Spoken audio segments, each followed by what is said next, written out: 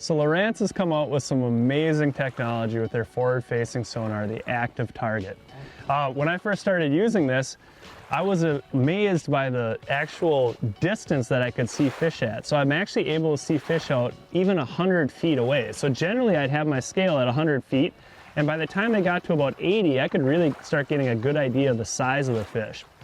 Now, in a recent tournament, I watched Max Wilson put on a clinic casting bobbers in the weeds like we're doing today, and I was literally scratching my head like, how is he seeing those fish? Because at 80 feet, if you take a big weed bed and sandwich it down on the screen, what you end up seeing is a bunch of cabbage stalks right next to each other. So the number one thing he taught me was to actually zoom in on the screen, and those same cabbage stalks get some separation to them.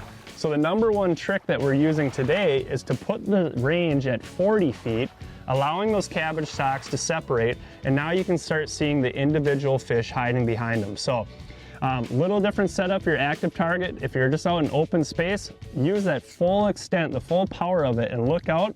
But when you get into these weeds, it's important to lower that scale down to 40 feet, separate those stalks of cabbage, and you're gonna start seeing the picture that Max Wilson saw when he taught me a walleye lesson at the last tournament.